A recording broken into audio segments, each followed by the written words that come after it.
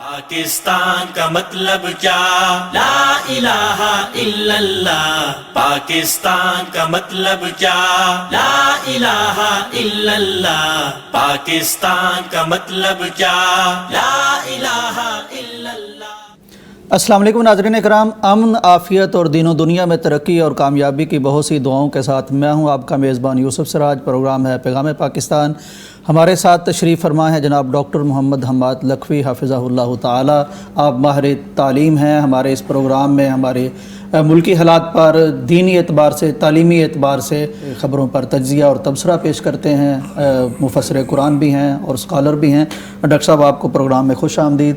Doctor صاحب اس وقت جب کہ ہم پروگرام کر رہے ہیں تو پاکستان کے لیے ایک بہت اہم دن ہے، کیونکہ شنگھائی تعاون تنظیم کے حوالے سے پاکستان میں آج پروگرام ختم ہو چکا ہے. یعنی 7-8 ممالک کے جو نمائندگان تھے ان میں وزراء بھی تھے یا کوئی دوسرا کسی نہ کسی طرح نمائندگی، وزراء اعظم بھی تھے، تو ان کی نمائندگی بھی ہوئی ڈاکٹر صاحب. اور بہت سے ممالک اس میں بطور مبصر بھی شریک ہوئے. اس کا اعلامیہ بھی آ گیا ہے. یعنی علاقائی اعتبار سے، ایشیائی اعتبار سے اپنے مفادات کا جائزہ لینے کے لیے یہ سارے ملک نیٹو کی طرز پر اکٹھے ہوئے ہیں. اگرچہ نیٹو کا معاملہ دوسرا ہے کہ وہ جنگوں کے لیے بھی اتحاد کرتا ہے، لیکن یہ اپنے علاقائی امن کے لیے، اپنی معیشت کے لیے، سیاست کے لیے، سلامتی کے لیے اکٹھے ہوتے ہیں. اور اس دفعہ پاکستان میں ڈاکٹر صاحب اکٹھے ہوئے، اور یعنی اتنے ممالک کا آ جانا اور پاکستان پر اعتماد کرنا، یہ پاکستان کے لیے ایک بڑی اچھی فضا ہے. اس کا اعلامیہ بھی آ گیا ڈاکٹر صاحب، جس میں کافی ساری چیزیں ہیں، سیاست کے اعتبار سے، سلامتی کے اعتبار سے، تجارت، معیشت، مالیات اور باہمی سرمایہ کاری کے حوالے سے بہت سی باتیں ہوئی ہیں. تو آپ کیا سمجھتے ہیں کہ اس سے پاکستان کا کوئی کیا امیج دنیا کے سامنے گیا ہے؟ ایک تو باہمی یعنی تعاون جو ہوگا اس کا فائدہ، پھر یہ کہ دنیا کو جو ایک میسج پاکستان کا جانا ہے. بسم اللہ الرحمن الرحیم. دیکھیں، بہت اچھی بات ہے. ایک تو پاکستان کے جس طرح کے حالات ہیں معاشی طور پر بھی، اور خطے میں جو سیاست چل رہی ہے، اور جس طرح سے روس اور چائنا کے معاملات ہیں، اور پھر انڈیا کے ساتھ ہمارے جس طرح کے معاملات چل رہے ہیں، اس صورتحال میں اس طرح کی ایک تعاون تنظیم جس کو شنگھائی کوآپریشن آرگنائزیشن کہا جاتا ہے، اس کا قیام، اور پھر خاص طور پہ پاکستان کے اندر اس کا اجلاس، تو یہ بہت ہی اچھی بات ہے. اگرچہ یہ قائم تو پہلے سے ہو چکی ہے، اور اس وقت پاکستان میں اس کا اجلاس ہوا، اور پھر اس کے اعلامیے میں یہ کہا گیا ہے کہ جو رشیا ہے اس کو اس کی صدارت دے دی گئی ہے، اور آئندہ جو ہے 2025 میں جو اجلاس ہوگا وہ رشیا میں ہوگا. یعنی وہ بھی پہلے سے طے کر لیا گیا ہے، اور اس رشیا کو جو ہے اس تعاون تنظیم کا صدر جو ہے وہ منتخب کر لیا گیا. یہ کتنی اچھی بات ہے کہ یہ چیزیں جو ہیں آہستہ آہستہ آرگنائز ہو رہی ہیں. پہلے اس میں ممالک بھی تھوڑے تھے، آہستہ آہستہ اس کے اندر دوسرے ممالک شامل ہوئے، اور اب یہ گویا بہت آرگنائزڈ طریقے سے آگے بڑھ رہی ہے.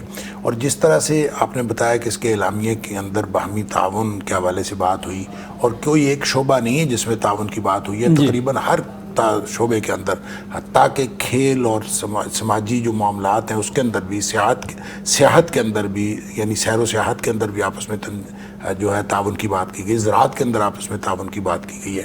تو یہ بہت اچھی بات ہے. اس طرح کی تعاون کی تنظیمیں جو ہیں، جب آپ نیٹو کی طرح کی کرتے ہیں، تو میں یہ کہتا ہوں کہ اس کو میثاق مدینہ کی طرح کی تنظیم کہنا چاہیے. کہ جب نبی پاک صلی اللہ علیہ وآلہ وسلم نے میثاق مدینہ کیا تھا تو وہ بھی ایک تعاون کی تنظیم تھی، اور ایک تعاون کا ٹریٹی تھا، اور آپس میں ایک ایسا معاہدہ ہوا تھا جس میں غیر مسلم بھی شامل تھے، جس میں وہاں کے یہود بھی شامل تھے، وہاں کے جو مشرک قبائل ہیں وہ بھی شامل تھے، اور مسلمانوں کے باہمی معاملات بھی تھے، اور سب کے یعنی جتنے اس علاقے کے لوگ تھے سب کے مفادات کا تحفظ بھی کیا گیا تھا، باہمی تعاون کے وعدے بھی کیے گئے تھے، اور پھر خاص طور پہ امن کو انشور کرنے کے لیے اقدامات کیے گئے تھے. تو اسی طرح کی مجھے یہ لگی کہ اگر شنگھائی تعاون تنظیم کے اعلامیوں کو دیکھا جائے تو اس میں بھی ہمیں اس طرح کے نتائج حاصل ہو سکتے ہیں کہ اگر یہ واقعتاً جو ہے وہ خالص نیتوں کے ساتھ کیا گیا ہو معاہدہ. دیکھیں نا، اب بات تو اس وقت ہوتی ہے کہ مثال کے طور پر جو انڈیا کا وزیر خارجہ جو آئے ہوئے تھے، انڈیا کے وزیر خارجہ، انہوں نے جو گفتگو کی، انہوں نے دہشت گردی کے خلاف گفتگو کی، انہوں نے لوگوں کے حقوق چھیننے کے خلاف بات کی، اور جو دیکھیں جو خود حقوق چھین رہے ہیں, جو خود جو ہے وہ دہشت گردی کی وارداتوں کے اندر اور سرکاری سرپرستی میں ریاستی دہشت گردی کی وارداتوں میں ملوث ہیں, وہ آ کے اگر یہ باتیں کریں تو پھر یہ اچھا نہیں لگتا, تو پھر قول و فعل میں تضاد لگتا ہے. اگر نیک نیتی کے ساتھ واقعتاً سب لوگ خالص نیت کے ساتھ بات کریں تو پھر یہ تعاون تنظیم جو ہے بہت مثبت نتائج لا سکتی ہے اور مستقبل میں اس خطے کی پوری صورتحال بدل سکتی ہے. آپ نیٹو کی بات کرتے ہیں, میں کہتا ہوں کہ یہ اس سے بھی بہتر اتحاد ہو سکتا ہے اور یہ خطے کے امن کے لیے بھی اور باہمی تعاون کے لیے بہت اچھا ہو سکتا ہے. لیکن ونس اگین بات وہی ہے کہ کتنی نیتیں خالص ہیں اور کتنے لوگ جو ہیں وہ ایک دوسرے کے حقوق کا خیال کرتے ہیں اور ایک دوسرے کے حقوق چھیننے سے باز رہتے ہیں. جب یہ اس طرح کی بات ہوگی, اگر کسی کے حقوق نہیں چھینے جائیں گے تو پھر شاید معاملات آہستہ آہستہ جو ہے وہ. ڈاکٹر صاحب آپ نے یعنی بھارت کی بات کی, لیکن آپ کیا سمجھتے ہیں کہ جب کہیں بیٹھتے ہیں کوئی مختلف ممالک کے ساتھ کوئی پنچایت ہوتی ہے ملکی سطح پر, تو پھر کہیں نہ کہیں ڈائلاگ ہوتا ہے, بات ہوتی ہے, آپ کو کچھ بات مطلب کر دی تقریر, لیکن پھر ظاہر ہے کراس کویسچننگ بھی ہوتی ہے, تو کچھ فائدہ تو پھر ہوگا اس کا. ہوگا یقیناً. دیکھیں اس کے اعلامیے کے اندر جو سب سے بڑی بات ہے وہ یہ ہے کہ تمام ملکوں میں جمہوری حقوق کو انشور کیا جائے گا. اب اگر آپ اس کو صحیح معنوں میں ان ٹرو لیٹرنٹ اسپرٹ اس کو امپلیمنٹ کر دیتے ہیں تو پھر کشمیریوں کو بھی ان کا حق ملنا چاہیے. جب سب کو حق خود ارادیت مل رہا ہے اور سب کو جمہوری حق مل رہا ہے تو پھر کشمیریوں کو بھی جمہوری حق ملنا چاہیے. اگر یہ, میں نے تو پہلے ہی بات کی ہے کہ نیتیں خالص ہیں اور یہ ٹرو لیٹرنٹ اسپرٹ میں یہ امپلیمنٹ ہوتی ہیں یہ ساری باتیں, تو پھر تو بہت اچھی بات ہے. لیکن اگر صرف یہ باتوں کی حد تک ہے اور بات بھی وہ کر رہا ہے جو خود کشمیریوں کے حقوق چھین رہا ہے اور پھر پوری دنیا کو معلوم ہے کہ وہ کس طرح کی وہاں پہ صورتحال ہے, اس کے باوجود وہ کہہ رہے ہیں کہ ایسا نہیں ہونا چاہیے, ایسا نہیں ہونا چاہیے, تو یہ میرے خیال میں آپ کی بات درست ہے کہ کراس کوسچننگ ہوتی ہے, لوگ ڈیبیٹ میں جاتے ہیں, ایک دوسرے کے اوپر بات کرتے ہیں, پھر بعد میں اعلامیے کے اوپر سب لوگ اتفاق کرتے ہیں. تو ہمیں اعلامیوں کو مثبت ہی لینا چاہیے اور اس کے مثبت نتائج کی ہی توقع رکھنی چاہیے. لیکن بہرحال اس کے اندر جتنی کوئی نیگیٹیوٹی ہے وہ ڈسکس بھی کی جانی چاہیے اور اس نیگیٹیوٹی کو پن پوائنٹ کر کے یہ بھی احساس رکھنا چاہیے کہ اگر یہ نیگیٹیوٹی نہ ہو تو ہی معاملات آگے بڑھ سکتے ہیں. بالکل, یعنی ڈاکٹر صاحب اسی کا فائدہ ہے اس تنظیم کا اکٹھے ہونے کا کہ آج اگر کوئی بات کرتا ہے تو اس کے قول و فعل میں تضاد بھی دیکھا جا سکتا ہے, تلاش کیا جا سکتا ہے. یہ بھی اس کا ایک پازیٹیو پہلو ہے.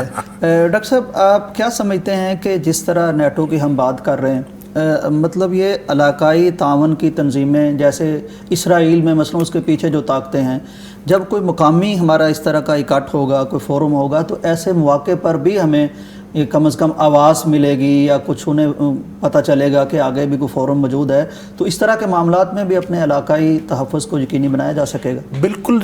دیکھیں یہ تو لازمی بات ہے, جب اس کے اندر صرف معاشیات کے اندر یا اقتصادی تعاون کی بات نہیں کی گئی, اس میں ہر شعبے کے اندر تعاون کی بات کی گئی ہے, اور پھر خاص طور پر جو امن کو قائم رکھنا اور جمہوریتوں کو جو ہے وہ انشور کرنے کے لیے تعاون کی بات کی گئی ہے. اور جب اس طرح کا تعاون ہو اور کسی بھی طرح سے خطے کا امن کی کو کوئی خطرات لاحق ہوں, تو ان خطرات کی صورت میں سارے لوگ آپس میں تعاون کریں اور یہ جو تعاون ہے یہ واقعتاً عملاً نظر آئے, تو پھر ظاہر ہے کہ کوئی باہر سے کوئی بھی فیکٹر جو ہے وہ اس خطے کے امن کو تباہ نہیں کر سکتا. اور اگر خطے کے اندر کوئی انٹرنل فیکٹر بھی ہے تو یہ بہرحال جیسے آپ نے کہا کہ اس تعاون تنظیم کا بہرحال یہ فائدہ ہے کہ سب مل بیٹھے ہیں اور سب نے آپس میں گفتگو کی ہے. کوئی ڈائلاگ کرنے سے, آپس میں گفتگو کرنے سے بہتری کے راستے نکلتے ہیں. چلیں ہم یہ بھی سوچتے ہیں کہ آپس میں بیٹھنے سے بھی بہتری کے راستے نکلتے ہیں, اور باہر سے بھی اگر کوئی فیکٹر ہے, یعنی انٹرنل فیکٹر ہو امن کو تباہ کرنے والا, تو بھی اس تنظیم سے بہتر نتائج کی توقع کی جا سکتی ہے, اور اگر کوئی ایکسٹرنل فیکٹر ہو تو بھی اس سے بہتر نتائج کی توقع کی جا سکتی ہے. بالکل صحیح. ڈاکٹر صاحب یہ فرمائیے کہ اس پہلو پر بھی تھوڑی سی بات ہو جائے, اگرچہ آپ نے کی بھی ہے, کہ ایسے موقع پر پاکستان پر اعتماد کرنا, اتنے ممالک کا آ جانا, چلے انہوں نے جو بھی بات کی لیکن انڈیا نے اپنا نمائندہ بھی بھیجا, پھر یعنی پاکستان کا امیج بہتر ہوا. پاکستان کی جو خارجہ پالیسی ہے اور اس کے بارے میں آپ یہ کہہ سکتے ہیں کہ ایک بہت بڑا سنگ میل ہے جو پاکستان کی خارجہ پالیسی میں ہم نے حاصل کیا ہے. ایسے مواقع پہ یہی دیکھا جاتا ہے, دنیا میں جو انڈیکیٹرز ہوتے ہیں خارجہ پالیسی کو مضبوط دیکھنے کے, وہ یہی ہوتے ہیں کہ کتنے ممالک کس طرح کا اعتماد کرتے ہیں.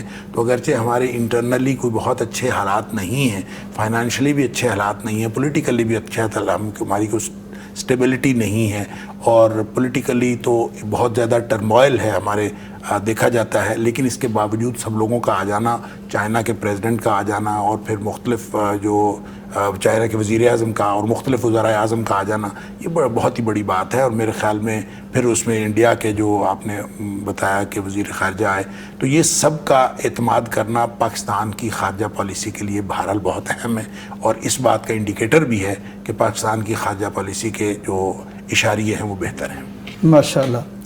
ناظرین اکرام, پاکستان میں ایک ایسے وقت میں جو حالات ڈاکٹر صاحب نے بتائے ہمیں بھی معلوم ہے, لیکن دنیا کا ہم پر اعتماد کرنا اور ہمارا کمٹمنٹ کے ساتھ آگے بڑھتے چلے جانا, انشاءاللہ یہ اس بات کی نوید ہے کہ پاکستان آگے بڑھے گا, حالات پر ہم قابو پائیں گے, چیزیں بہتر ہوتی جائیں گی, دنیا ہم پر اعتماد کر رہی ہے, دنیا ہمارے خطے کی حیثیت اور اہمیت کو سمجھ رہی ہے. انشاءاللہ بہتری کی امید ہے. بریک کا وقت ہے, واپس آتے ہیں. پاکستان کا مطلب کیا؟ لا الہ الا اللہ. پاکستان کا مطلب کیا؟ لا الہ الا اللہ. پاکستان کا مطلب کیا؟ لا الہ الا اللہ. پاکستان کا مطلب کیا؟ لا الہ الا اللہ. پاکستان کا مطلب کیا؟ لا الہ الا اللہ. پاکستان کا مطلب کیا؟ لا الہ الا اللہ. ناظرین ویلکم بیک ٹو پیغام پاکستان. ڈاکٹر صاحب, پاکستان میں بہار آئی ہوئی ہے ماشاءاللہ. ہم بات کر رہے ہیں شنگھائی تعاون تنظیم کی بات کی, وہ ملک بھر کے یعنی اس خطے کے کئی ممالک کے ہمارے پاس وزرائے اعظم بھی آئے, پھر اسی طرح ہمارے ایک بہت معزز مہمان ڈاکٹر ذاکر نائک صاحب بھی تشریف لائے ہوئے ہیں. ان 2 دن انہوں نے کراچی میں بھی اپنی پبلک ٹاک کی, پھر یہاں لاہور میں بھی کی, اور یہاں پیغام پاکستان میں ہم جب بات کر رہے ہیں سیٹ پر بیٹھ کر تو پیغام کا بھی انہوں نے وزٹ فرمایا, اور آپ کی ماشاءاللہ ملاقات بھی ہوئی, معانقہ بھی ہوا, اور میرا خیال ہے کہ ان کو یاد آیا ہوگا وہ سارا دبئی میں جب یہاں سے آپ تشریف لے گئے تھے اور پیس ٹی وی کے لیے ریکارڈنگ کی تھی, تو وہ یادیں تازہ ہوئی ہوں گی ڈاکٹر صاحب کے ذہن میں. پھر ایون آپ نے پیغام ٹی وی میں ایک پروگرام ہوسٹ بھی کیا, اور خاص طور پر پیغام کے حوالے سے آپ نے بڑی تفصیل کے ساتھ, وہ میں یہیں موجود تھا اور میں دیکھ رہا تھا کہ آپ پوچھنا چاہ رہے تھے, اور بار بار آپ پوچھ رہے تھے کہ پیغام کے بارے میں ڈاکٹر صاحب کی رائے کیا ہے, تو بڑی انہوں نے فراخ دلی سے وہ رائے دی بھی ماشاءاللہ. اللہ تعالیٰ آپ کو بھی جزائے خیر دے. جس طرح آپ نے پیغام ٹی وی کی طرف سے وہ سوال کیا, وہ پورا ایک محبت اور درد آپ کے اس سوال میں موجود تھا. تو فرمائیے کس طرح کی آپ کی ملاقات رہی, اور ڈاکٹر صاحب کا وزٹ پیغام ٹی وی میں خاص طور پر جب آپ ہوسٹ کر رہے تھے تو آپ کی کیفیت کیا تھی, جب آپ کے اس ٹی وی کے بارے میں ڈاکٹر صاحب نے وہ نمبر 1 کا لفظ بھی بولا, اگرچہ دوسری باتیں بھی کی کہ ٹیکنالوجی اور بہتر ہونی چاہیے, تو اس بارے میں تھوڑے سے تاثرات آپ کے میں لے لوں. دیکھیں, ڈاکٹر صاحب کا جو دورہ ہے یہ ہر اعتبار سے بہت سارے شاندار قسم کے اثرات اپنے اندر لیے ہوئے ہے, اور ملٹی ڈائمینشنل آپ کہہ سکتے ہیں, ہمہ جہت قسم کے اثرات ہیں, اور اس میں بہت سارے انفرادی طور پر بھی اور اجتماعی طور پر بھی لوگوں کو اس کا فائدہ ہو رہا ہے. لیکن اوورآل جو فضا ہے اس میں یہ سمجھتا ہوں کہ ایک پازیٹیوٹی یہ ہے کہ ایک تو بہت خالص جو توحید اور رسالت کا جو پیغام ہے, یا توحید اور سنت کا جو پیغام ہے, جو عام طور پہ لوگ جو ہیں یا تو ان کو اتنا بڑا سٹیج میسر نہیں ہوتا, اور یا پھر وہ اس طرح سے دے نہیں پاتے, تو وہ میں یہ سمجھتا ہوں کہ توحید و سنت کا پیغام ڈاکٹر صاحب دے رہے ہیں, اور بڑے بڑے مجمع جو ہیں وہ بالکل بہت حکمت کے ساتھ اور بڑی شاندار ورڈنگ کے ساتھ, اگرچہ ان کی اردو کمزور ہے اور ان کے پاس الفاظ کم ہوتے ہیں, فصاحت انگلش میں زیادہ ہے. ہاں, اور انگلش میں فصاحت زیادہ ہے, لیکن بہت اچھا. تو اوورآل ایک بڑی فضا میں یہ سمجھتا ہوں کہ ایک دینی فضا بنی ہوئی ہے. لوگ سوالات کر رہے ہیں, سوالات پوچھ رہے ہیں, سوالات کے اوپر تبصرے ہو رہے ہیں, جوابات کے اوپر تبصرے ہو رہے ہیں. تو ایک اوورآل میں یہ سمجھتا ہوں پورا پاکستان کا ماحول جو ہے وہ دینی ہوا ہے, اور دینی تبصرے ہو رہے ہیں. اور جہاں تک پیغام کے اندر آنے کی بات ہے تو پیغام میں بھی میں سمجھتا ہوں کہ بہت پازیٹیو ہوا. ایک تو سب سے زیادہ ہمارے لیے اچھی بات یہ ہوئی کہ ڈاکٹر صاحب لاہور لینڈ کرتے ہی سیدھے جو ہے وہ پیغام ٹی وی تشریف لائے، اور یہ بہت اچھی بات بڑے تھی۔ اعزاز کی بات ہے اور پھر ہمارے یہاں لیے۔ ہمارے مرکز میں جو مسجد ہے اس میں ان کے بیٹے شیخ فارق نائک نے جمعہ بھی پڑھایا، اور اس کے بعد پھر پیغام ٹی وی کے مختلف شعبہ جات کا وزٹ ہوا۔ اس میں ہر ایک چیز میں، چونکہ وہ میڈیا کے آدمی ہیں، انہوں نے بڑی دلچسپی لی ہوئی، لہٰذا یہ خصوصی بات تھی۔ جہاں کہیں بھی وہ گئے، کہیں میڈیا چینل نہیں تھا، میڈیا چینل تھا تو صرف وہ پیغام ٹی وی تھا، اس لیے یہ بہت ہی یونیک ان کا وزٹ تھا۔ اور پھر یہاں ہم نے ناظرین یہ وزٹ کی فوٹیج آپ دیکھ بھی رہے ہیں اس وقت سکرین پر، ڈاکٹر صاحب اس کے بارے میں اپنے تاثرات بتا رہے ہیں۔ تو اس لیے جو پیغام ٹی وی کا جو وزٹ ہوا ہے، میں یہ سمجھتا ہوں کہ یہ سارے باقی ہر جگہ کے وزٹ سے یونیک تھا، کہ یہ ایک میڈیا ہاؤس کا وزٹ تھا، اور پاکستان میں اب تک ڈاکٹر ذاکر نائک صاحب نے کوئی میڈیا ہاؤس وزٹ نہیں کیا سوائے پیغام ٹی وی کے، اور یہ پیغام ٹی وی کے ساتھ ان کی محبت بھی ہے، اور ہمیشہ سے ہی پیغام ٹی وی کی ابتدا سے لے کر ڈاکٹر صاحب کی مشاورت شامل رہتی ہے، ڈاکٹر صاحب کے مشورے شامل رہتے ہیں، ڈاکٹر صاحب کی دعائیں پیغام ٹی وی کے ساتھ شامل رہتی ہیں، اور انہی تاثرات کا اظہار انہوں نے یہاں جب ہم نے سوال کیا کہ آپ پیغام ٹی وی کے بارے میں آپ کا کیا تاثر ہے، تو انہوں نے انہی تاثرات کا اظہار کیا جو ہمیشہ سے وہ اپنی دعاؤں میں اور اپنے تذکرے میں کرتے رہتے تھے۔ اگر البتہ ٹیکنالوجی کے حوالے سے ان کا ایک اپنا سٹینڈرڈ ہے، اور ہم شاید اس سٹینڈرڈ کو تو اگلے کئی سالوں تک میٹ نہ کر سکیں جو سٹینڈرڈ ڈاکٹر صاحب کا ہے۔ اچھا، ایک بات جو میں اوور آل ڈاکٹر صاحب کے دورے کے حوالے سے کہنا چاہتا ہوں کہ ڈاکٹر صاحب کے دورے کے جو بھی مینیجرز ہیں وہ ایک کام ٹھیک نہیں کر رہے ہیں۔ اچھا، مثلاً یہ کہ ڈاکٹر صاحب کو بڑے بڑے اداروں میں لے کے جانا چاہیے تھا۔ مثال کے طور پر پنجاب یونیورسٹی سے ہم نے ان کو باقاعدہ خط لکھ کے دعوت دی تھی کہ وہ پنجاب یونیورسٹی کا وزٹ کریں۔ پنجاب یونیورسٹی اب دیکھیں اس بر صغیر کا سب سے قدیم ترین ادارہ ہے، بالکل، اور اس میں ایک بہت سب سے بڑی یونیورسٹی ہے، اور اس یونیورسٹی کا ڈاکٹر صاحب اگر وزٹ کرتے تو جہاں پنجاب یونیورسٹی کے لیے یہ بہت ایک قابل فخر بات تھی، وہاں ڈاکٹر صاحب کے لیے بھی قابل اعزاز بات تھی، کہ باعث اعزاز تھا کہ ڈاکٹر صاحب پنجاب یونیورسٹی کا وزٹ کرتے، پنجاب یونیورسٹی میں آپ جو ہے وہ خطاب فرماتے، ہمارا وہاں کا فیصلہ آڈیٹوریم۔ دیکھیں ڈاکٹر جو شیخ احمد دیدات 1988 میں غالباً یا 87 میں پاکستان آئے تھے، اور وہ پنجاب یونیورسٹی آئے تھے، اور انہوں نے فیصل آڈیٹوریم میں خطاب فرمایا تھا۔ اور ڈاکٹر صاحب اگر اسی طرح ڈاکٹر حمید اللہ آئے تو بہاولپور یونیورسٹی میں وہ تو انہوں نے باقاعدہ ان کے لیکچرز رکھے، اور وہ چھپ گئے، سیریز چھپ گئی، تو یہ تاریخی بات ہوتی ہے۔ اور ڈاکٹر صاحب اگر پنجاب یونیورسٹی کا وزٹ کرتے اور وہیں پہ خطاب فرماتے جہاں ان کے شیخ نے خطاب فرمایا تھا، تو ہسٹری ریپیٹ ہوتی ہے، اور ڈاکٹر صاحب کے لیے بھی بہت اچھا ہوتا کہ وہی جگہ جہاں پہ شیخ احمد دیدات خطاب فرما چکے ہیں وہاں پہ یہ بھی خطاب فرماتے، اور ہر اعتبار سے بہتر ہوتا۔ لیکن اب میں نے بہت کوشش کی، اور جو بھی رابطے کے ہمارے طریقے تھے ذرائع، میں نے سب سے بات کی، اور مجھے یہ کہا گیا کہ سیکیورٹی کنسرنز ہیں اور گورنمنٹ نے منع کر دیا۔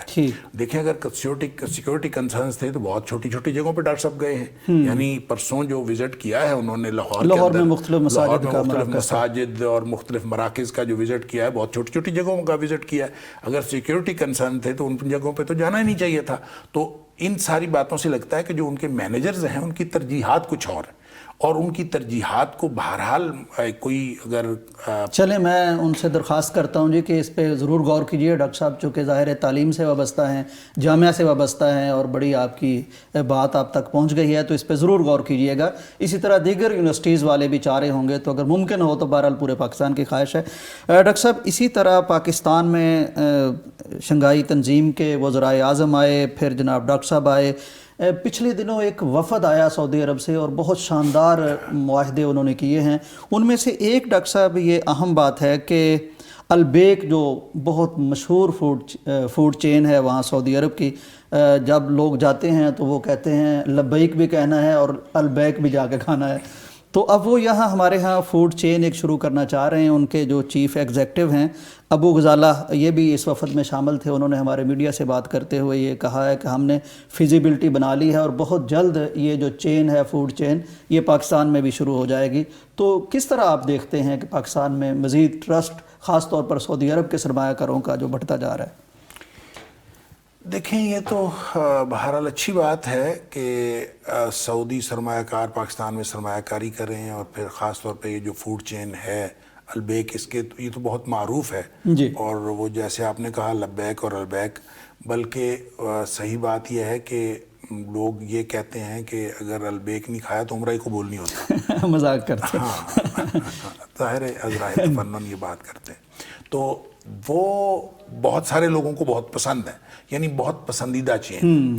اب اگر وہ پاکستان آئے گی تو اس کے لیے بہت اچھی بات ہے دونوں اعتبار سے. ایک تو یہ کہ لوگوں کی پسندیدہ فوڈ چین پاکستان آئے گی، اور دوسری اچھی بات یہ کہ پاکستان کے اندر سرمایہ کاری ہوگی اور اس کے بھی پاکستان کے قومی جو اقتصادی حالات ہیں ان کے اوپر اثر پڑے گا. تو یہ اس اعتبار سے ڈاکٹر صاحب ایک تیسرا فائدہ بھی ہوگا کہ ہم کچھ ایسی چینز ہیں جن کا بائیکاٹ ہمیں کرنا پڑتا تو ایک اچھا متبادل بھی ہمیں ملے گا. اچھا متبادل ملے گا. اگرچہ پاکستان کے اندر دیکھیں البیک کو کا والا سٹینڈرڈ تو شاید نہ ہو، لیکن پاکستان میں یہ جو بروسٹ ہے اس کے فیلڈ میں بہت سارے اچھے اچھے نام آ چکے ہیں اور مختلف شہروں میں مختلف چینز اچھی بن گئی ہوئی ہیں.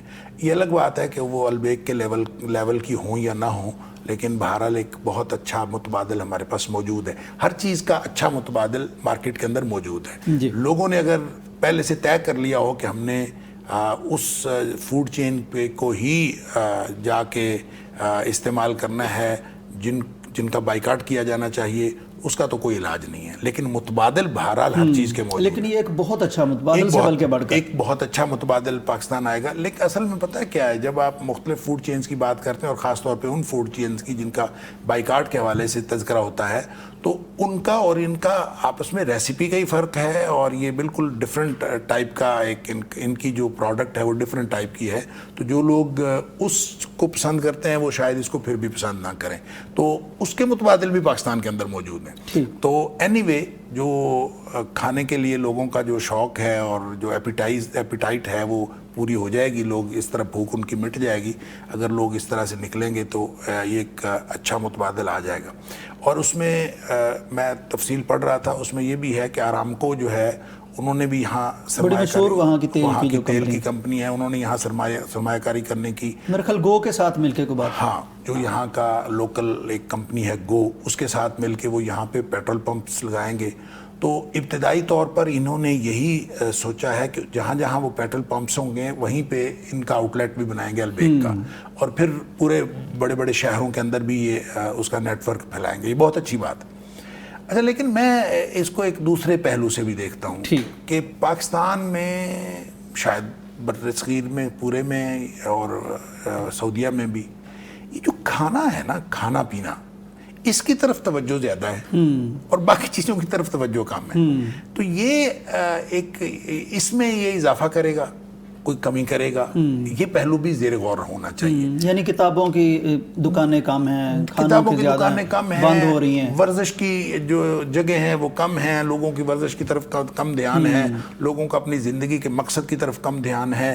کھانے پینے کی دکانیں، ایٹری، آپ لاہور میں جو مرضی ایٹری کا بزنس شروع کر لیں وہ کچھ نہ کچھ شروع ہو جائے گا. اگر آپ کے اندر اس ریسیپی کے اندر ذرا سے بھی جان ہے تو بہت ذرا وہ پاپولر بھی ہو جائے گا. لیکن یہ ہے کہ کیا آپ کوئی یہاں پازیٹیو کام، کوئی درس و تدریس کا شروع کریں، کوئی آپ انگلش لینگویج کی کلاس شروع کریں، عربی لینگویج کی کلاس شروع کریں، درس قرآن کو تفسیر آپ پڑھاتے ہیں، تفسیر کی بات کریں، اس میں آپ جتنا مرضی انسینٹیو بھی دے لیں تو لوگ جو ہیں وہ اس شوق سے نہیں آتے.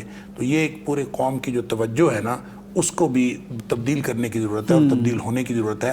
کھانا پینا انسان کی ضرورت ہے، ضرور کھائے پیے، لیکن جو زندگی کے مقصد سے تعلق رکھنے والی چیزیں ہیں ان سے انسان کی توجہ نہیں ہٹنی. یعنی ڈاکٹر صاحب کھانا پینا تو ہمارے جسم کی ضرورت ہے، ہمارے اندر ایک روح ہے، اس کی بھی کوئی ضرورتیں ہیں. یقیناً ظاہر ہے جسم اور روح ہے، تو روح کی ضرورت کی تو ہم کسی چیز کو دیکھ ہی نہیں رہے نا، ہم تو صرف دیکھ رہے ہیں جسم کی ضرورت کو. تو جسمانی ضرورت کی اور بھی بہت ساری چیزیں، البیک آ جائے گا تو وہ بھی اس کے اندر اپنا کردار ادا کرے گا. روحانی جو ہے روح کو جو بالیدگی دینے والی، توانائی دینے والی وہ چیزیں جو ہیں وہ بہرحال اس کے ہمیں دیکھیں. لاہور میں اگر ہم دیکھیں مثال کے طور پر کتنی جگہ ہیں جہاں پہ تفسیر قرآن کا درس ہوتا ہے، کتنی جگہ، اور اگر ہوتا ہے تو کتنے لوگ ہیں جو اس کے اندر شرکت کرتے ہیں. اور پھر اسی طرح جمعے کے اندر بھی جو لوگ جاتے ہیں وہ بالکل آخر پہ نماز کے قریب جو ہے وہ پہنچ کے نماز پڑھنے کی کوشش کرتے ہیں وہاں ساتھ، تقریر کرنے کے لیے، تقریر سننے کے لیے کتنے لوگ پہلے سے موجود ہوتے ہیں جن کو یہ شوق ہو کہ ہم نے دین کی بات سننی ہے. تو ہمارا یہ ذوق جو ہے دین کی طرف سے ہٹ کے بالکل ایسی چیزوں کی طرف جو جسمانی ضروریات ہے، بلکہ شاید جسمانی ضروریات نہیں کہنا چاہیے، جسمانی عیاشی کا سامان ہے اور لگژریز ہیں، اور اس کی طرف زیادہ ہوتا جا رہا ہے. اور یہ جو البیک جب آئے گا تو کیا ہمارے یہ انسان کی جو روحانی زندگی ہے یا انسان کی انسانی زندگی ہے اس کو فلرش کرے گا، یا یہ انسان کے جسمانی عیاشی کے معاملات کو فلرش کرے گا. دیکھیں جہاں باقی ساری چینز جو ہیں وہ ہم ہمارے بچوں کو ایک انہیلدی فوڈ دے کے ان کے موٹاپے کا سامان کر رہے ہیں، تو یہ بھی اس کے اندر بالکل ڈاکٹر صاحب کا میسج آ گیا. ناظرین، توازن اسلام کا حکم بھی ہے، حسن بھی ہے، توازن ہی دنیا بھی مان گئی ہے، تو توازن بہرحال ہونا چاہیے. البیک آ جائے اور جتنی کھانے کی چیزیں ہیں ساری جائز ہیں، ساری خوبصورت ہیں، اللہ کی نعمتیں ہیں، لیکن ان کا ایکسیسو یوز، یعنی اس طرح کا استعمال کہ ہم دین کے لیے کوئی کارآمد ہونے کی بجائے غیر مفید ہوتے جائیں، موٹاپا آ جائے، سستی آ جائے، کاہلی آ جائے، بیماریاں آ جائیں. یہ بڑا خوبصورت ڈاکٹر صاحب نے ہمیں توجہ دلائی ہے کہ ہم بہت خوش ہیں یہ ساری ترقی ہمیں ملے اور یہ سارا سرمایہ آئے ہمارے ملک میں، سرمایہ کاری ہو، لیکن ہم نے اس کو کس طرح خوبصورتی سے دین کے لیے بھی ساتھ روح کا خیال رکھتے ہوئے استعمال کرنا ہے. یہ بہت اہم نقطہ ہے. بریک کا وقت ہے، واپس آتے ہیں. پاکستان کا مطلب کیا؟ لا الہ الا اللہ. پاکستان کا مطلب کیا؟ لا الہ الا اللہ. پاکستان کا مطلب کیا؟ لا الہ الا اللہ. پاکستان کا مطلب کیا؟ لا الہ الا اللہ. پاکستان کا مطلب کیا؟ لا الہ الا اللہ. پاکستان کا مطلب کیا؟ لا الہ الا اللہ. ناظرین، ویلکم بیک ٹو پیغام پاکستان. ڈاکٹر صاحب، آپ کو یاد ہوگا کہ ہمارے ملک میں ایک کیس بہت چلا، بڑا مشہور ہوا سپریم کورٹ میں، مبارک ثانی کیس، جس میں تمام مذہبی جماعتوں کو اور بلکہ تمام یعنی مسلمانوں کو جو ختم نبوت پر یقین رکھتے ہیں اور ان کے ایمان کا حصہ ہے، تو اس میں سپریم کورٹ کی طرف سے ایک فیصلہ آیا جس پر سب کو ہی تشویش لاحق ہو گئی تھی. تمام جماعتیں اپنی اپنی طور پر تشویش کا اظہار کر رہی تھیں. پھر ریویو میں چلا گیا، پھر جج صاحب نے بھی وضاحتیں دیں، پھر تمام جماعتوں کو طلب بھی کر لیا گیا سپریم کورٹ میں، ان سے رائے لی گئی تحریراً یا تقریراً.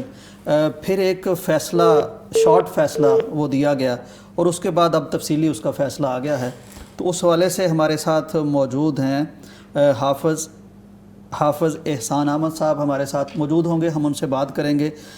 حافظ احسان احمد صاحب علامہ ساجد میر صاحب کے وکیل تھے اور یہ وہاں موجود رہے، ساری صورتحال دیکھتے رہے، ان کے دلائل بھی وہاں موجود پیش کرتے رہے اپنے دلائل، اور جج صاحب نے بھی یعنی ان کا نام بھی لیا، تو وہ ہمارے ساتھ موجود ہوں گے ڈاکٹر صاحب. لیکن جو صورتحال فیصلہ سامنے آیا ہے اس میں اس وقت یعنی یہاں ایک پروگرام ہوا تو ایک بہت ایسی جماعت جس کا بڑا کنسرن تھا، ویسے تو سب کا ہی ہے، ان کے لیڈر آئے ہوئے تھے. تو میں نے ان سے پوچھا تھا کہ آپ مطمئن ہیں اس فیصلے؟ وہ کہتے تفصیلی آئے گا تو پھر دیکھیں گے. تو اب تفصیلی فیصلہ آ گیا، آپ نے بھی یقیناً دیکھا ہوگا کہ بالکل یعنی اسی اسپرٹ میں ہے جو ایک اس وقت عبوری فیصلہ جاری کیا گیا تھا. تو یہ مطلب بڑا اچھا ایک ایسا معاملہ ہے کہ جس میں تشویش مسلمانوں کی دور کر دی گئی ہے. آپ کیا اس پر رائے دیتے ہیں؟ دیکھیں، اس میں بات یہ تھی کہ جب یہ کوئی 2019 کا واقعہ ہے اور اس میں 2021 میں پھر اس کے اوپر کیس ہوا اور پھر وہ گرفتار ہوا، پھر اس کے بعد یہ معاملہ چلتا رہا، اور پھر جو سپریم کورٹ نے فیصلہ دیا جس کے اوپر تشویش ہوئی وہ فروری میں آیا. پھر اس کے بعد مسئلہ یہ تھا کہ سپریم کورٹ نے اس کے اوپر مذہبی جماعتوں کی تشویش کے باوجود ایک نظر ثانی فیصلہ دیا، نظر ثانی کی، اور نظر ثانی جو فیصلہ دیا، نظر ثانی کرنے کے بعد جولائی میں فیصلہ دیا، وہ بھی تقریباً وہی تھا جو فروری والا. تشویش کم نہیں ہوئی، اعتراض ختم نہیں ہوئے، اس کے بعد اعتراض ختم نہیں ہوئے. وہ اس میں کم از کم فیصلے کے اندر جو پوائنٹس تھے جو مجھے یاد ہے، پوائنٹ نمبر 7 تھا، پھر 42 تھا، پھر 49 تھا، ان کو حذف کرنے کا مطالبہ تھا دینی جماعتوں کا، لیکن وہ حذف نہیں کیا گیا، وہ اسی کے اندر شامل رہے. 49 جیم تھا یا کوئی اس طرح سے، 49 کی کوئی ذیلی شک. وکیل صاحب لائن پہ آ گئے ہیں. جی احسان صاحب، حافظ احسان احمد صاحب. جی السلام علیکم جی. جی وعلیکم السلام. آپ بتا رہے تھے جی صورتحال جب آپ نے کیس کو پلیڈ کیا, تھوڑا کیس کے بارے میں بتائیے. اچھا, اس میں اس طرح ہے کہ جب یہ معاملہ نیچے سے 2019 میں یہ معاملہ ہوا, پھر اس کے بعد 2021 میں FIR, اور پھر سیشن کورٹ اور پھر ہائی کورٹ سے ہوتا ہوا سپریم کورٹ میں معاملہ ایکچولی ایک ضمانت کی حد تک تھا, لیکن پاکستان کی سپریم کورٹ نے اس ضمانت کے ساتھ ساتھ کچھ ایسی آبزرویشن دے دی اپنے فیصلے کے اندر جو 6 فروری 2024 کو تھی, جو پاکستان کے آئین, قانون اور اس کے بعد ہماری جو شریعت ہے اس کے بالکل متصادم تھی, جس کے بعد پورے ملک کے اندر ایک جینونلی جو ایک تھی پروٹیسٹ بھی شروع ہوئے اس کے اندر کہ سپریم کورٹ آف پاکستان نے فیصلہ مناسب نہیں کیا. اس کے بعد اس کے اوپر ایک ریویو جو ہے وہ فائل کیا گیا. اس ریویو کے اندر سارے علماء کرام بھی گئے اور وہاں پہ انہوں نے اپنی آبزرویشنز بھی دی, ریٹن ڈاکومنٹس بھی دیے, اسلامی نظریاتی کونسل نے اپنے ڈاکومنٹس دیے, اور اس کے بعد پھر ایک 24 جولائی 2024 کا ایک فیصلہ آیا. تو اس میں کافی حد تک تو پاکستان کی سپریم کورٹ نے کچھ ایشوز کو ایڈریس کر دیا کیونکہ انہوں نے ریلائز اس چیز کا ہوا, لیکن پھر بھی کچھ آبزرویشن ایسی رہ گئیں کہ جو پاکستان کے آئین قانون یا جو ایک لا بنا ہوا ہے اس سارے پروسیس کے اندر, امتناع قانونیت آرڈیننس ہے, اس کے اوپر جو تھا وہ ایک سیریس کوسچن مارک آیا.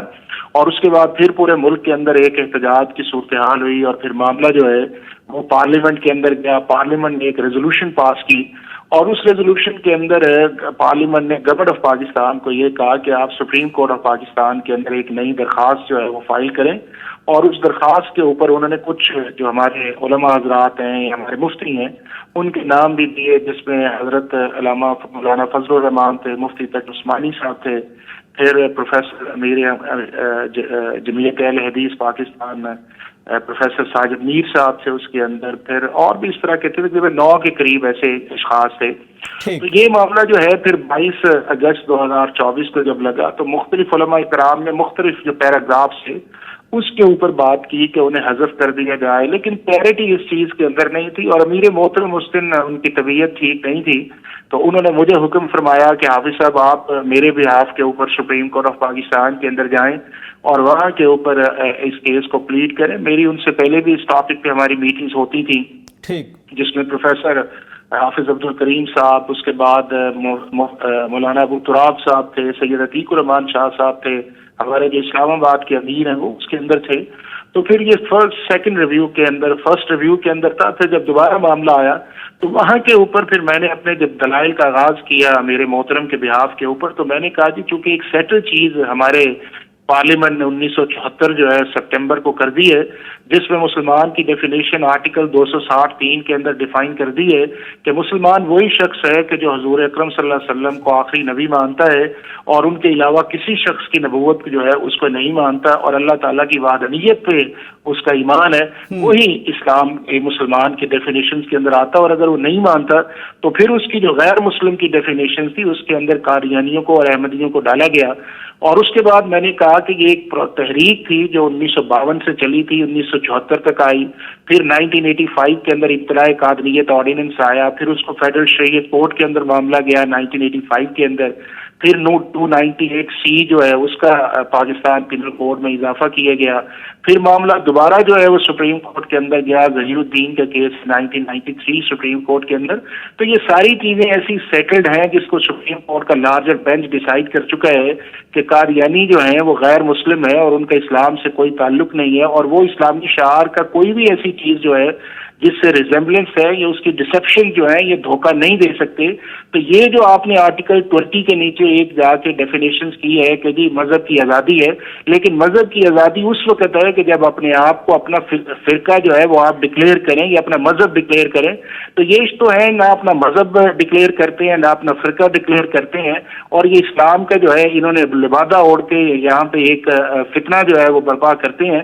تو جب یہ ساری چیزیں موجود ہیں تو بجائے اس چیز کے اندر یہ ہے کہ ایک کلیریفیکیشن دی جائے یا پیراگرافس کچھ حذف کیا جائے, تو اس صورت کے اندر جو آپ کی پہلی 2 ججمنٹ 6 فروری 2024 یا 24 جولائی جو ہے کوئی اس کی تشریح کرے گا, کوئی اس کی تشریح کرے گا, تو بہتر یہ ہے کہ آپ ان دونوں ججمنٹس کو اپنے جو ہے ریکال کریں اور انہیں کنسیڈر یہ کریں کہ یہ ججمنٹ ایشو ہی نہیں ہوئی، اور اس سارے کیس کو آپ 6 فروری 2024 سے پہلے لے جائیں اور وہاں پہ جا کے اس کا فیصلہ کریں جو صرف ضمانت کی حد تک ہے، اور باقی جو چیزیں ہیں جو ہمارے آئین قانون کے نیچے ان کو آپ ایکسپلین کریں۔ تو یہ جو چیز تھی، اس پہ جب میں نے تجویز دی تو سپریم کورٹ آف پاکستان کے جو بینچ چیف جسٹس کی سربراہی میں موجود تھا، تو انہوں نے کہا کہ ہمارے لیے آگے راستہ کیا ہے، چونکہ ہم سیکنڈ ریویو تو سن نہیں سکتے۔ تو میں نے کہا یہ سیکنڈ ریویو والی بات نہیں ہے، یہ ایک ایسا معاملہ ہے جو پاکستان کے آئین قانون اور ہماری شریعت نے ڈیسائیڈ کیا ہوا ہے، اس کے اندر آپ سے کچھ غلط فہمی ہوئی ہے، اور اس غلط فہمی کا آپ نے ایک دفعہ اقرار بھی کیا ہے لیکن وہ پراپر طریقے سے نہیں آیا، تو آپ آرٹیکل 187 کے نیچے جائیں اور سیکشن 561 CRPC جو ہے جس کے نیچے آپ سے معاملہ آیا تو اس کے مطابق جائیں۔ تو اس پر بینچ نے جو ہے وہ بات توجہ سے سنی اور انہوں نے کہا کہ بالکل آپ کی بات جو ہے مناسب ہے۔ تو اس موقع پہ اوپر مولانا فضل الرحمان صاحب بھی اس میں موجود تھے، تو وہ فوراً روسٹرم پہ آئے اور انہوں نے کہا کہ جی حافظ احسان صاحب پروفیسر ساجد میر صاحب کے لائر ہے، لیکن جو انہوں نے تجویز دی ہے یا جنہوں نے آرگومنٹس دیے ہیں، کوئی 20-25 منٹ کے قریب میں نے پاکستان کی سپریم کورٹ کو اس سارے مسئلے پہ ایڈریس کیا تھا، تو ہمارا موقف بھی یہی ہے اور ہم اس کی تائید بھی کرتے ہیں، اور یہی ایک وے فارورڈ ہے۔ اس کے اوپر پھر پاکستان کی سپریم کورٹ نے جتنے علماء حضرات وہاں پہ بیٹھے تھے یا آڈیو پہ تھے یا ویڈیو پہ موجود تھے، انہوں نے اس کی رائے لی، تو سب نے یہی کہا کہ جو پروفیسر ساجد میر صاحب کے لائر حافظ احسان احمد نے بات کی ہے، ہمارا موقف بھی یہی ہے اور ہم اس کی تائید بھی کرتے ہیں، اور پھر ہماری سپریم کورٹ کے اندر نعرہ تکبیر اللہ اکبر بھی لگا اور یہ معاملہ جو ہے اس طرح ختم ہو گیا۔ یہ 22 اگست 2024 کی بات ہے۔ حافظ صاحب، بہت سعادت کی بات ہے کہ آپ کو اللہ تعالیٰ نے ایک اہم کیس پلیڈ کرنے کی توفیق دی، پھر کنسنسس آپ پر ڈیولپ ہوا، سب نے کہا کہ بات یہی ہے، پھر فیصلہ ہو گیا، اللہ کا شکر ہے۔ اب فرمائیے کہ یہ جو ڈیٹیلڈ فیصلہ آ گیا ہے، تفصیلی فیصلہ آ گیا ہے، یہ بالکل اب مطمئن ہیں سارے لوگ، آپ بھی مطمئن ہیں اب، یعنی ہمارا مسئلہ حل ہو گیا ہے جو نہیں ہو رہا تھا پہلے؟ اچھا یوسف بھائی، اس طرح ہے کہ تو بالکل اللہ تعالیٰ کا لاکھ لاکھ شکر ہے کہ اللہ تعالیٰ نے یہ موقع دیا کہ میں حضور اکرم صلی اللہ علیہ وسلم کی ختم نبوت کے لیے پاکستان کی سپریم کورٹ کے اندر آیا۔ پھر ہماری جمعیت اہل حدیث کو یہ بڑا اعزاز ملا کہ جس کے اندر پاکستان کی تمام جو دینی جماعتیں تھیں اور تمام مسالک کے لوگ تھے، انہوں نے پروفیسر ساجد میر صاحب کی ان پرپوزلز پہ اتفاق کیا، اور میں یہ سمجھتا ہوں کہ یہ جو ہم نے کام کیا ہے یہ ہمارے لیے اللہ تعالیٰ جو ہے وہ ذریعہ نجات بنائے اور اپنی بارگاہ کے اندر اسے قبول کرے، اور قیامت کے دن ہم جب جائیں تو اللہ تعالیٰ ہمیں ان بندوں میں شامل کریں کہ جو اس کی نبی کی حرمت کے لیے کھڑے ہوئے تھے اور اس کے لیے انہوں نے اپنی جو ہے کاوش کی اور اس کاوش پہ آیا۔ اب یہ ہے کہ جو فیصلہ ہے اس کے اندر یوسف بھائی ساری چیزیں جو تھی وہ ساری کی ساری جو ہمارے علماء کے مسالک کے یا ہماری اسلامی نظریاتی کونسل کی چیزیں تھی وہ ساری شامل ہو گئی ہیں۔ اب اس کے اندر پاکستان کے آئین کی تشریح بھی آ گئی ہے، اس کے اندر قرآن پاک کی آیات ہے ان کا بھی ذکر کر دیا گیا ہے۔ جو پہلے ججمنٹس تھی جو 1985 میں تھی، 1993 سے ان کو انڈورس بھی کر دیا ہے، اور سپریم کورٹ نے اپنی غلطی کا بھی اس کے اندر اظہار کیا ہے کہ ہمیں اس وقت پتہ ہی نہیں تھا کہ تفسیر تصغیر جو ہے اس کے مصنف اور اس کے اندر ہے کچھ کیا ہے، اور اسی وجہ سے ہم اس کو چیز کو ساری کو واپس لیتے ہیں۔ اور پھر انہوں نے کہا ہے کہ یہ آرٹیکل 20 جو ہے ان کی کوئی ایگزمپشن یا پروٹیکشن جو ہے وہ احمدیوں کو یا قادیانیوں کو نہیں ہے۔ اگر انہوں نے اپنے حقوق کو لینے ہیں تو انہیں اپنے آپ کو ڈکلیئر کرنا پڑے گا کہ یہ غیر مسلم ہے، تو پھر ان کے لیے جو ہے وہ حقوق آئیں گے۔ ادروائز جو ہے کہ ہمارے آرٹیکل 260(3) کے مطابق جو ہے یہ غیر مسلم ہے، اور اگر کوئی بھی چیز جو ہے اسلامی شعار کے مشابہت کے مطابق اگر یہ تو کرتے ہیں تو ان کے خلاف جو قانون ہے وہ حرکت کے اندر آئے گا، اور وہ قانون ہمارا پاکستان پینل کوڈ کا 295 بھی ہے، 298C بھی ہے۔ تو میرا یہ خیال ہے کہ کمپلیٹ ججمنٹ جو ہے وہ پاکستان کی سپریم کورٹ نے ہمارے مسالک، ہمارے علماء اور ہماری مذہبی جماعتوں کے مطابق دی ہے، اور اب یہ معاملہ میں سمجھتا ہوں کہ جینوئنلی جو ہے وہ ایڈریس ہو گیا ہے، اور یہ جو ججمنٹ ہے یہ ایک لانگ رن کے لیے پاکستان کے اندر جو ہے ایک لینڈ مارک ججمنٹ کے طور پہ یاد کی جائے گی۔ الحمدللہ، بہت شکریہ جی، اللہ تعالیٰ آپ کی کاوشیں قبول فرمائے، تمام وہ لوگ جو اس میں شریک رہے اللہ تعالیٰ ان کی سرگرمیاں، ان کی محبتیں قبول فرمائے، اور ہم سب کی دعا ہے کہ اللہ تعالیٰ ہمیں دفاع ختم نبوت کے مجاہدین میں شریک فرمائے۔ ڈاکٹر صاحب، آپ بیان تو فرما رہے تھے، ساری تفصیلات آپ کے بھی علم میں ہیں، لیکن چلیں وکیل صاحب کی زبانی ہم نے سن لی۔ بہت اچھا انہوں نے تو یعنی اب اطمینان کی جو بات ہے وہ بڑی شاندار ہے کہ بالآخر ہم نے وہ مقصد حاصل کر لیا جو ہمارا دیکھیں اس میں ٹارگٹ نا تھا. جو میرے علم میں ہے نا جی جی اس کیس کو FIR درج کروانے سے لے کر سیشن کورٹ اور پھر ہائی کورٹ اور پھر سپریم کورٹ تک جو ایک شخص ہے، اب اس کا نام میرے ذہن سے شاید نکل گیا، معاویہ نامی کوئی شخص ہے، تو اس نے بہت محنت کی ہے. FIR بھی اس نے درج کروائی ہے. ٹھیک، اللہ قبول فرمائے ڈاکٹر صاحب. ہاں تو یہ نا میں یہ سمجھتا ہوں کہ جتنے بھی لوگ ہیں اس میں، اور پھر دیکھیں ایک ایک کر کے پھر قافلہ بنتا گیا. ڈاکٹر صاحب ہمارے پاس 3 منٹ ہے، میں ایک بہت اہم ایشو پہ آپ کی رائے لینا چاہتا ہوں. پنجاب کالجز میں ایک ریپ کا مسئلہ کھڑا ہوا، اس پہ احتجاج شروع ہوا، اس میں ایک ہمارے وزیر بھی چلے گئے، انہوں نے جا کے کہا کہ ہم رجسٹریشن معطل کر رہے ہیں اس کی، اور پھر یعنی ایک کیوس کی پوری صورتحال سوشل میڈیا پہ بن گئی. اور لیکن آج پتہ چلا ہے کہ وہ سب فیک تھا اور وہ نیوز غلط تھی. ڈاکٹر صاحب مس ہینڈلنگ تو ہے، اور ہم کیسے یعنی یقین کریں سوشل میڈیا پر؟ اور ایک وزیر جا کے کہتا ہے کہ یہ معاملہ ہے اور پھر پتہ چلتا ہے کچھ نہیں ہے. اب ہم سوشل میڈیا والوں کو کیا کہیں کہ وہ فیک نیوز پہ نہ عمل کریں، جبکہ وزیر صاحب نے بھی بیان دیا تھا.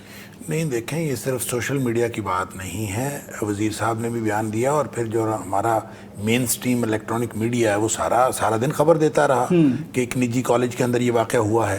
اور اب دیکھیں یہ کہا جا رہا ہے کہ واقعہ ہوا ہی نہیں. بالکل، اگر واقعہ ہوا ہی نہیں تو پھر جن لوگوں نے ابتدائی خبریں دی ہیں ان لوگوں کا محاسبہ ہونا چاہیے، اور وزیر صاحب کا بھی احتساب ہونا چاہیے کہ وزیر صاحب نے ایک بالکل فیک نیوز کے اوپر ادا کرنی چاہیے. پھر اس کا مطلب انہوں نے غیر ذمہ دارانہ بیان دیا. اور اب میں دیکھ رہا ہوں سوشل میڈیا کے اوپر کہ جو کچھ اساتذہ ہیں وہ اکٹھے ہو کے وہ بھی میدان عمل میں آ گئے ہیں، اور وہ کہتے ہیں کہ یہ واقعہ ہوا ہے. لیکن ڈاکٹر صاحب ان کا کیا فائدہ جب ایک فریق خود کہتا کہ نہیں ہوا؟ دیکھیں یہ تو پاکستان ہے، اور پاکستان کے اندر کچھ بھی ہو سکتا ہے، ہم اس کے بارے میں کچھ نہیں کہہ سکتے کہ ہوا ہے نہیں ہوا. لیکن یہ اتنا بڑا واقعہ بنا کے اور اتنی بڑی ایک پوری یعنی کیوس پیدا ہو جانا اور اتنا بڑا احتجاج شروع ہو جانا، اور پھر بعد میں پتہ چلنا کہ وہ خبر تھی ہی نہیں، یہ لگتا نہیں ہے کہ ایسا ہو. یعنی کبھی ایسا عام طور پہ نہیں ہوتا کہ یہ تو ہوتا ہے کہ فیک نیوز جو ہے نا کسی اور جگہ کے بارے میں کوئی فیک نیوز کوئی کرے بریک ادھر سے، مثلا جیسے پچھلے دنوں ایک لندن کی بریک کی تھی کوئی خبر، وہ لاہور میں بیٹھے ہوئے ایک صحافی نے کی تھی، اور لندن کے بارے میں اور وہاں کے پہ ایک فسادات کی کوئی صورتحال بنی تھی. یہ تو ہو سکتا ہے، لیکن اس جگہ پہ اس کالج کے اندر اور اسی جگہ جہاں واقعہ ہوا ہے اس کے بارے میں ایک فیک نیوز کے اوپر یہ چیزیں چل رہی ہوں، یہ عام طور پہ ہوتا نہیں ہے. لیکن بہرحال چونکہ ہمارے ادارے ذمہ دار ہیں، اور ذمہ دار اداروں نے اور ہماری پھر جو گورنمنٹ ہے انہوں نے سب نے یہ کہا ہے کہ کوئی واقعہ رونما نہیں ہوا. اگر ایسا ہے تو پھر جو لوگ مس ہینڈلر ہیں ان کو کیفر کردار تک پہنچانا چاہیے، اور اس کو بہرحال ایک ذمہ داری کے ساتھ اس کو وائنڈ اپ کرنا چاہیے. بالکل. ناظرین اکرام، یہ اتنا بڑا واقعہ ہے کہ جس کا اثر ہماری بچیوں کی تعلیم پر پڑتا ہے، ہمارے کلچر پر پڑتا ہے، ہمارے تعلیمی اداروں پر پڑتا ہے. اس میں ایک وزیر صاحب جا کے بات کرتے ہیں، احتجاج ہوتا ہے. تو میرا خیال ہے کہ مس ہینڈلنگ تو کم از کم ضرور ہوئی ہے، جس نے بہرحال پریشان کیا ہے پوری قوم کو. آئندہ ہماری حکومت کو اس بارے میں ضرور محتاط ہونا چاہیے کہ مطلب اس طرح کا معاملہ نہ ہو. جو بات ہے پہلے دن وہی بات کرنی چاہیے، اور اس طرح کی غیر ذمہ داری جو انتظامیہ کی طرف سے، یعنی کالج کی انتظامیہ کی طرف سے بھی ایسے بیانات آتے رہے، انہوں نے بھی بہت اس میں کردار ادا کیا. تو ہمیں زیادہ ذمہ دار، زیادہ میچور ہونا چاہیے. ہم دعا کرتے ہیں کہ ہمارے تعلیمی ادارے محفوظ رہیں، ہماری بچیاں محفوظ رہیں، ہمارے بچے محفوظ رہیں، اور ہم تعلیم بھی حاصل کریں اور ہمارا دین بھی محفوظ رہے. ہمارا آج کے پروگرام کا وقت ختم ہوتا ہے، اجازت دیجیے. اللہ حافظ. پاکستان کا مطلب کیا؟ لا الہ الا اللہ. پاکستان کا مطلب کیا؟ لا الہ الا اللہ. پاکستان کا مطلب کیا؟ لا الہ الا اللہ.